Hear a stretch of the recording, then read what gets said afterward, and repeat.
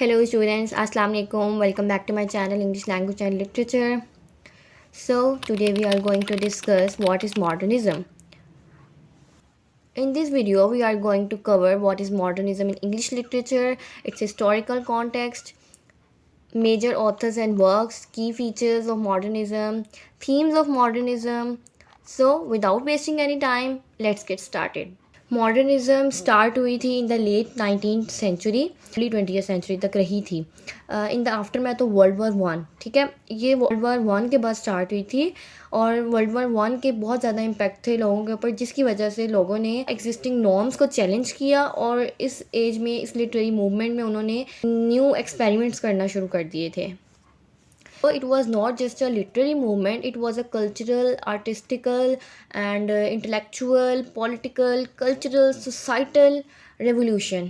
Late 19 और early 20th century जो था ना, इस टाइम पे लोगों ने बहुत ज़्यादा वर्ल्ड वार वन के बाद बहुत ज़्यादा सिग्निफिकेंट सोसाइटल शिफ्ट देखा था। जैसे मैंने आपको बताया, इंडस्ट्रियलाइजेशन थी, अर्बनाइजेशन थी, टेक्नोलॉजिकल एडवांसमेंट्स थी, ये खैर हम अभी आगे पढ़ेंगे। तो ये एक कैटलिस्ट के तौर पे emerge हुई movement as a catalyst for change which fuel modernist thought, जिसकी वजह से बहुत ज़्यादा सेंस ऑफ क्योस भी था, डिसल्यूजनमेंट थी, एलिनेशन थी। लोगों ने इस्टेब्लिश रूल्स और नॉर्म्स को क्वेश्चन करना शुरू कर दिया था, न्यू एक्सपेरिमेंटल फॉर्म्स और स्टाइल्स को अडेप्ट किया था आर्ट में, लिटरेचर में, आर्किटेक्चर में, और जिसकी वजह से वो बहुत एक न्यू इवॉल्विंग वर्ल्ड की तरफ जा रहे थे। वर्ल्ड इवॉल्व हो रही थी उस टाइम पीरियड में। मॉडर्निज़म ने म्यूज़िक को, आर्ट को, लिटरेचर को बहुत ज़्यादा इम्पैक्ट किया था, जिसकी वजह से लोगों ने ट्रेडिशनल चीज़ें जो वो करते होते थे वो करना छोड़ दी थी और एक मॉडर्न लाइफ की सेंस करना शुरू कर दिया था कि वो एक जैसे they are in a modern life.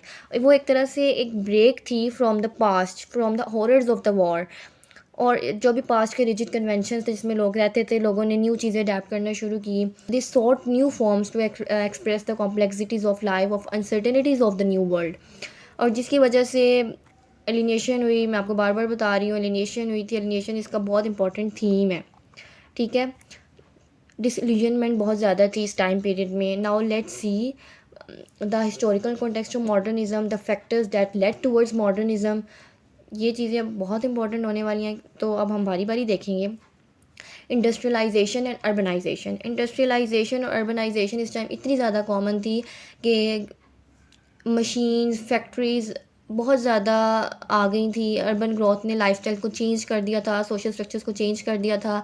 लेकिन जहाँ जहाँ ये चेंजिंग्स आ रही थी, वहाँ वहाँ एलिनेशन थी, लॉस ऑफ इंडिविजुअलिटी थी। लोग उस फास्ट पेस्ड वर्ल्ड में मूव करना चाह रहे थे, लेकिन at the same time they were feeling alienated. Where they was feeling connected, they were at the same time feeling alienated. एक शिफ्ट थी, एग्रेरियन इकोनॉमीज़ जो थी वो इंडस्ट्रियलाइज वंस की तरफ जा रही थी। एक सिग्निफिकेंट सोशल चेंज था, जैसे मैंने आपको बताया। एक नई वर्किंग क्लास का एक नई वर्किंग क्लास राइज हो रही थी। अर्बन सेंटर्स बनना शुरू हो गए थे। पहले कंट्री साइड से लोग अर्बन साइड की तरफ जा रहे थे। चाइल्ड लेबर बहुत ज़्यादा उस टाइम पे कॉमन हो गया था। लोगों ने घरों में फैक्ट्रीज़ बना ली थी और इस वजह से बहुत ज़्यादा एलिनेशन बहुत ज़्यादा कॉमन थी। एक मैकेनाइज्ड वर्ल्ड बन गया था। लोग मशीन्स की तरह काम कर रहे थे, क्या वो बच्चे हों, क्या वो बड़े हों। और वर्ल्ड वार वन और उसके जो world war one, world war two के ट्रॉमास थे वो देखे जा सकते हैं। एब्सर्डिटी थी हर तरफ। और ये सब चीज़ें जो थी, इनके साथ साथ साइंटिफिक और फिलोसफिकल शिफ्ट्स बहुत ज़्यादा आई थी, जिसमें साइंटिफिक थेरीज़ आई, जिसमें आइंस्टाइन की थ्योरी ऑफ रिलेटिविटी है, फ्रूड साइको एनालिसिस है। ये सब चीज़ें, ये सब थेरीज़ जो थी, इन्होंने मॉडर्निस्ट राइटर्स को बहुत ज़्यादा इन्फ्लुएंस किया कि वो ह्यूमन माइंड के अंदर जो चल रहा होता है, इनके दिमागों में inner workings of the human mind को स्टडी कर सकें और रियलिटी की नेचर को फाइंड आउट कर सकें, उसको डिस्कवर कर सकें, उस पर काम कर सकें। चार्ल्स डार्विन्स की थ्योरी ऑफ एवोल्यूशन ने बहुत इंपॉर्टेंट रोल प्ले किया during modernist movement. It question the biblical creation. अगर हम सिगमंड फ्रॉइड के वर्क देखें, उन्होंने साइको एनालिसिस को इंट्रोड्यूस करवाया, जिसमें उन्होंने अनकॉन्शियस माइंड पे फोकस किया। इंटरप्रिटेशन ऑफ ड्रीम्स इनका एक इंपॉर्टेंट वर्क है। You can also study that.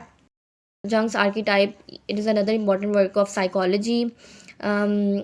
अगर हम देखें तो फ्रेडरिक निशे, उन्होंने डिक्लेयर किया कि गॉड इज़ डेड, जिसकी वजह से बहुत ज़्यादा मॉरल और रिलीजियस जो एक होता है ना बिलीफ, बहुत ज़्यादा शेक हो गया था सोसाइटी में। ये चीज़ें जो एक उन्होंने ना लोगों के फेथ को शैटर कर दिया। एक तो वैसे ही अब्सर्डिटी थी, एक तो वैसे ही वर्ल्ड वॉर 1 और 2 के ऑर्डर्स थे जिसकी वजह से सब कुछ हो रहा था, और लोगों ने राइटर्स पे ऊपर बहुत इम्पैक्ट हुआ, उन्होंने ये सब चीज़ें लिखना शुरू कर दी। आइंस्टाइन की थ्योरी ऑफ रिलेटिविटी भी है इसमें। इसी टाइम पीरियड में कामू की और सैटर की एग्जिस्टेंस प्रीसीड्स एसेंस के कॉन्सेप्ट्स हैं। वर्ल्ड वॉर 1 ने लोगों का जो प्रोग्रेस था, प्रोग्रेस के ऊपर बिलीफ था, सिविलाइजेशन के ऊपर बिलीफ था, इसको कम्प्लीटली शटर कर दिया था। लोगों के अंदर से अब एक इत्मीनान ख़त्म हो गया था, यकीन ख़त्म हो गया था। इतनी ज़्यादा डिस्ट्रक्शन हुई थी, मैस डिस्ट्रक्शन की वजह से इतने लोगों की जानें गई थी, जिसकी वजह से एक ट्रॉमा और एक पेसिमिज़म हर जगह फैल गया था। और वर्ल्ड वॉर 1 की जो डेवस्टेशन थी ना, उसने लोगों के जो इल्यूजन्स है ना कि हम प्रोग्रेस की तरफ जा सकते हैं, स्टेबिलिटी की तरफ जा सकते हैं, वो इतनी बुरी तरह मुतासिर हुए थे, जिसकी वजह से लोगों को डिसइल्यूजनमेंट हो गई थी और उन्होंने इस्टेब्लिश नॉर्म्स को क्वेश्चन करना शुरू कर दिया था और सोसाइटी को क्वेश्चन करना शुरू कर दिया था। I have explained social change, scientific change and philosophical change. Now let's C political change. Political change बहुत ज़्यादा थी, डीकोलोनाइजेशन शुरू हो गई थी, फेमिनिज्म की एक मूवमेंट चली थी, women started asking for their rights, for the suffrage movement एक चली थी, right to vote, right to education, right to property. फिर टेक्नोलॉजिकल एडवांसमेंट बहुत ज़्यादा थी, टेक्नोलॉजिकल चेंज आया था, एक पूरा एक शिफ्ट था सोसाइटी में, मॉडर्निस्ट सोसाइटी में, जहाँ पे साथ साथ फिल्मिक इफेक्ट्स भी आना शुरू हो गए थे, multimedia staging started getting common. तो ये एक चीज़ बहुत ज़्यादा देखी जा सकती है मॉडर्निज्म में। Let's discuss some of the major authors and the works of modernism in English literature. So, James Joyce. James Joyce is an important name in the history of modernism. उनका जो नावल है यूलाइसिस modernism की एक बेहतरीन example है। Virginia Woolf is non for her stream of consciousness technique in modernism. I have already uploaded a video on stream of consciousness techniques, so if you really want to learn, you can simply check that out. Another important modernist poet is William Butler Yeats, who is known for his exemplary poems including Easter Rising, The Second Coming, The Tower. And other most important author is T.S. Eliot.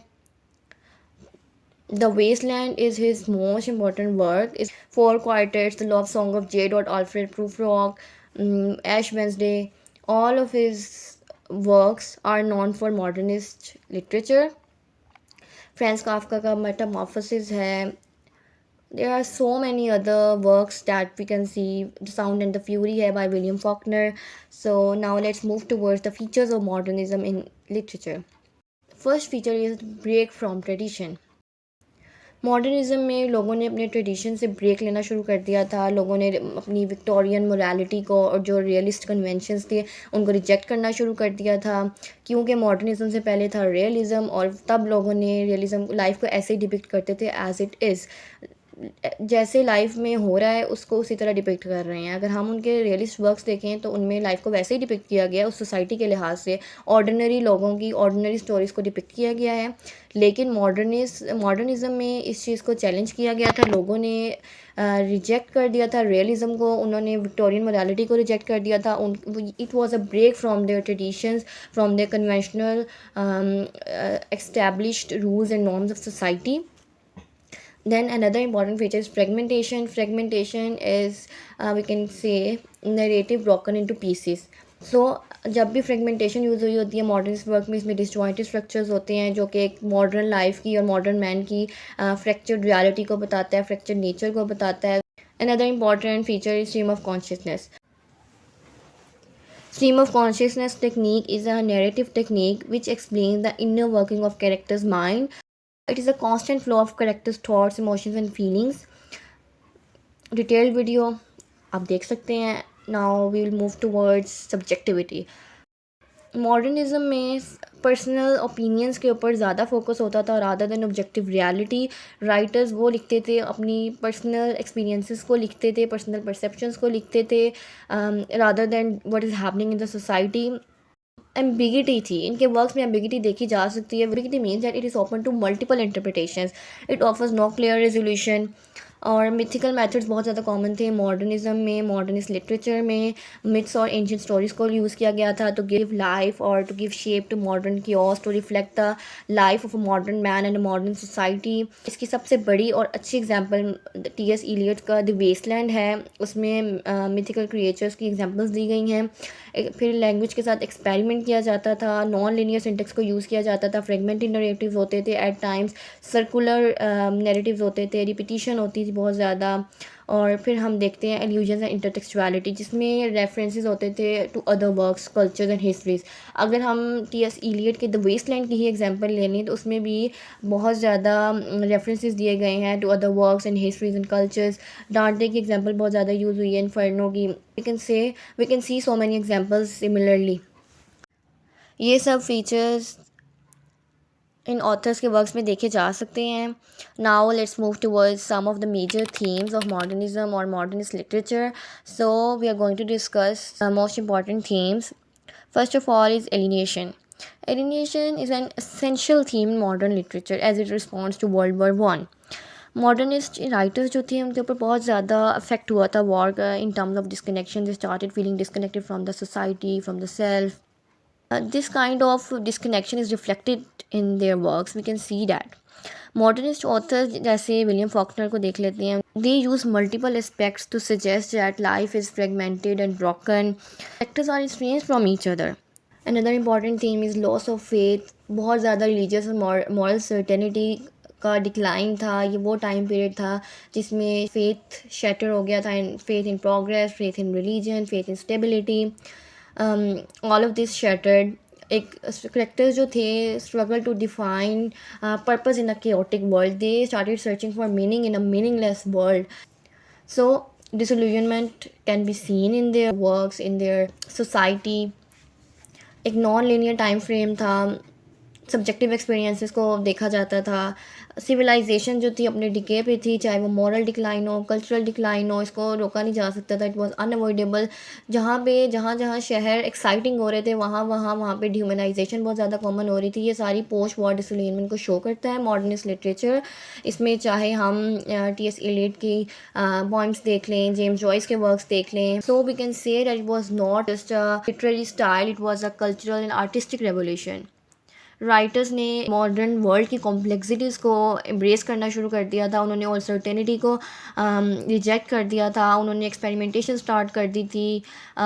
एक modern innovation थी modernism में. एक style हो गया, theme हो गया, narrative technique थी. ये सब इंग्लिश लिटरेचर को बहुत ज़्यादा शेप किया इन सब चीज़ों ने.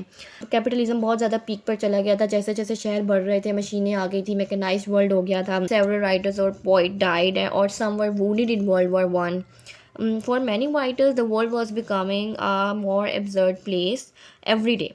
Modernist authors depicted this absurdity in their works, जिसकी वजह से बहुत ज़्यादा लॉस ऑफ फेथ था, ट्रॉमा, डिसइल्यूजनमेंट थी. मॉडर्निस्ट लिटरेचर में बहुत ज़्यादा फ्रेगमेंटेड रियलिटी थी, फ्रेगमेंटेड नैरेटिव्स जो हुए थे. ब्रेक डाउन था कम्युनिकेशन का, ट्रेडिशनल नैरेटिव्स का. एक क्योटिक नेचर थी मॉडर्न लाइफ की, मॉडर्न मैन की, मॉडर्न सोसाइटी की. और उसके अलावा एक रैपिड ग्रोथ थी टेक्नोलॉजी की, इंडस्ट्रियलाइजेशन, अर्बनाइजेशन, जिसकी वजह से एक सोसाइटल स्ट्रक्चर और सोशल स्ट्रक्चर में बहुत ज़्यादा शिफ्ट आया था वैल्यूज़ में, जिसकी वजह से बहुत ज़्यादा एलिनेशन, डिसइल्यूजनमेंट हो गई थी, डिस्कनेक्शन फील करती थी सोसाइटी. और लोगों का ज़्यादातर फोकस मटीरियल कंसर्न थे, ना कि human connections. So that's all. Right, feel free to ask me if there is any questions in your mind. Simply drop them in the comment section and I will respond. Thank you. Till then, take care. Allah Hafiz.